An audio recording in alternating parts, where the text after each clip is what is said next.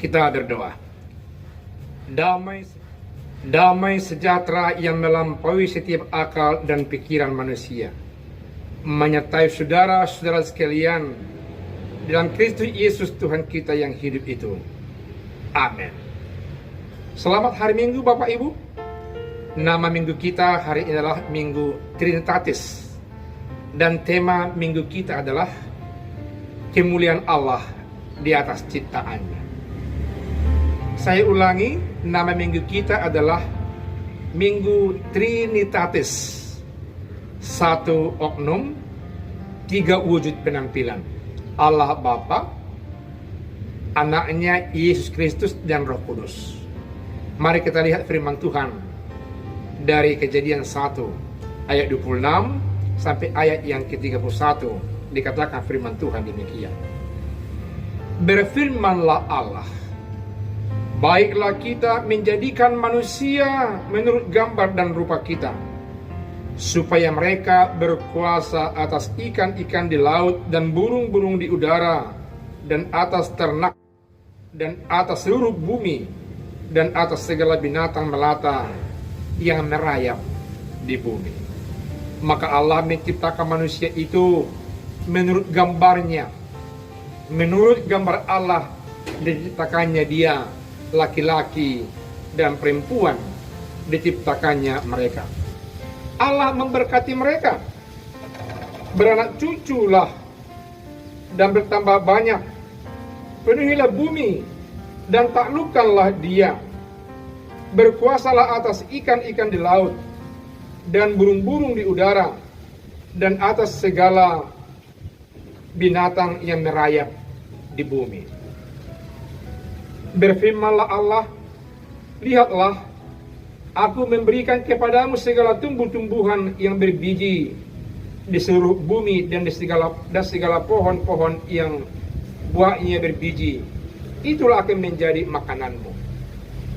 Tetapi kepada segala binatang di bumi dan segala burung di udara dan segala yang merayap di bumi yang bernyawa, aku berikan segala tumbuh-tumbuhan hijau menjadi makanannya, dan jadilah demikian. Maka Allah melihat segala yang dijadikannya itu sungguh amat baik. Jadilah petang dan jadilah pagi, itulah hari yang ke-6. Luar biasa firman Tuhan yang sampai buat kita, saudara-saudara yang kekasih. Yang pertama yang mesti kita pahami dalam firman Tuhan ini adalah proses penciptaan Allah. Ada satu kata yang mau maknai proses itu, disebut dengan istilah creatio ex nihilo. Allah berkreasi, Allah mencipta, Allah bekerja dari yang tidak ada menjadi ada. Tumbuhan, hewan-hewan, ikan di laut, burung-burung di udara, tumbuh-tumbuhan dan manusia. Diciptakan Allah dari yang tidak ada menjadi ada. Disitulah kelihatan kuat kuasa Allah. Dengan firman-Nya dia berbicara, maka jadilah apa yang difirmankan oleh Tuhan. Begitu canggihnya teknologi yang datang dari dunia Eropa, yang datang dari Amerika, yang datang dari Asia seperti negara Jepang, Korea dengan yang lain. Tapi Bapak Ibu tahu bahwa itu diciptakan. Apakah itu sesuatu yang baru, bersumber dari materi yang sudah ada, diciptakan menjadi ada? Allah sama sekali dengan kuat kuasanya menciptakan yang tidak ada menjadi ada, termasuk saudara-saudara dan saya. Sesuai dengan iman percaya kita, diciptakan Allah awalnya manusia itu dari yang tidak ada menjadi ada. Allah menciptakan manusia dengan memakai istilah kita.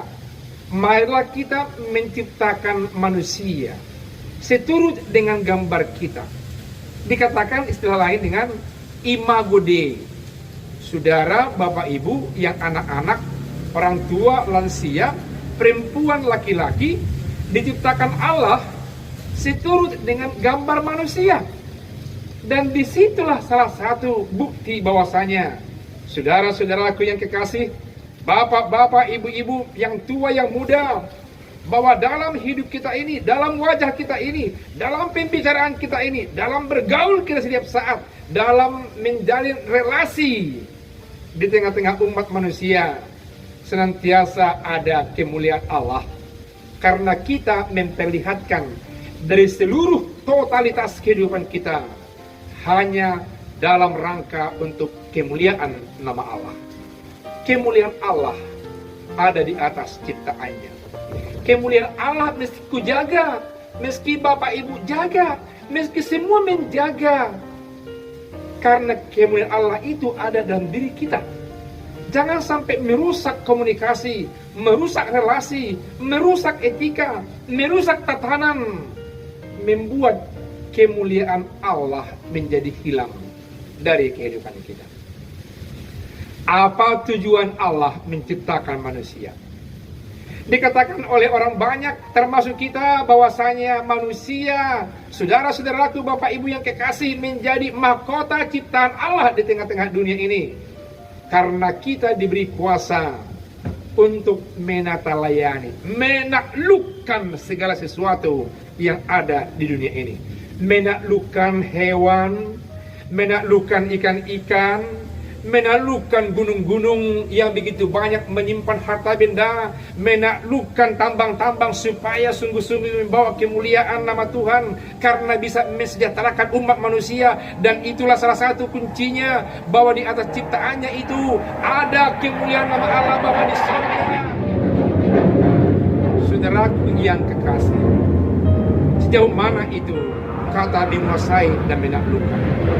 Apakah saya harus mengambil semua kekayaan yang ada dalam sumber alam sesuai dengan keahlian yang ada bagi saya? Demikian si A, demikian si B, demikian si Z, tanpa memperhatikan, tanpa memikirkan orang-orang kecil yang tidak berilmu, yang tidak memiliki keahlian, lalu membuat grup dan kelompok dan grup kami yang mampu ini mengkuras segala kekayaan itu. Itulah yang dimaksud dengan menaklukkan dan menguasai, Bapak Ibu. Tentunya tidak. Semuanya yang dikandung oleh laut, bumi, tanah di dunia ini, dikatakan oleh orang Indonesia, diamankan oleh negara. Negara sebagai perwakilan dari Allah di tengah-tengah bangsa, di tengah-tengah negara, supaya semuanya kekayaan itu dalam rangka mensejahterakan umat manusia. Dan ketika itu kemuliaan Allah terjamin di tengah-tengah kita. Jangan serakah oleh karena mampu, jangan serakah oleh karena bisa, jangan bernafsu karena ada kesempatan. Jaga keharmonisan suasana, baik sesama manusia, baik terhadap ciptaan Allah yang lain, supaya sungguh-sungguh kemuliaan nama Allah Bapa di sorga terlihat dalam kehidupan di sekitar kita. Tema minggu kita di minggu Trinitatis ini dikatakan kemuliaan Allah di atas ciptaannya. Mengapa terjadi erosi, Bapak Ibu? Mengapa terjadi banjir yang tidak berhenti dari tengah-tengah dunia ini, memakan korban banyak umat manusia di pemukimannya, menggusur pemukiman manusia yang ada di tepi sungai, melanda sawah ladang, membuat manusia menjadi kelaparan oleh karena gunung telah gundul, oleh karena hutan-hutan telah dibabat habis oleh pelaku-pelaku illegal logging, yang tentunya mereka hanya meraup keuntungan untuk sekelompok dan secara pribadi, yang menghilangkan kemuliaan nama Allah Bapa di sorga.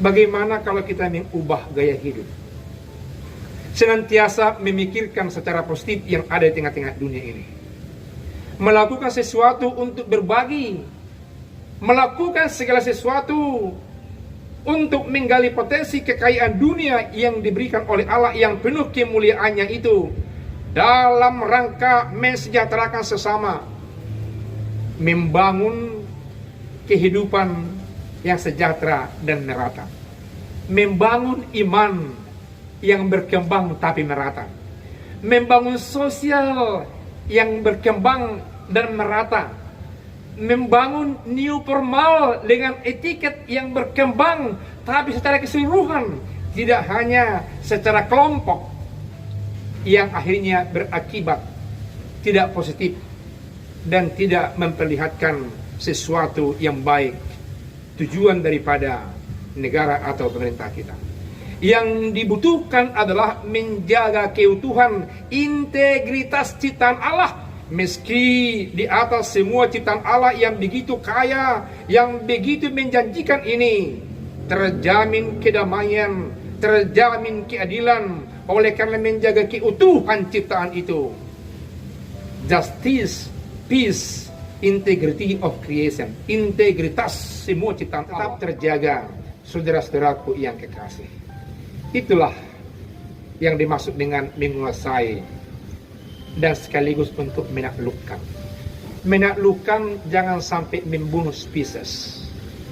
Kalau ada spesies ikan yang menjadi punah di lautan, ada spesies hewan langka di hutan yang menjadi tergusur dan mati dan menjadi habis, ada spesies pohon di tepi lautan yang telah dibalak habis dan tidak tumbuh lagi.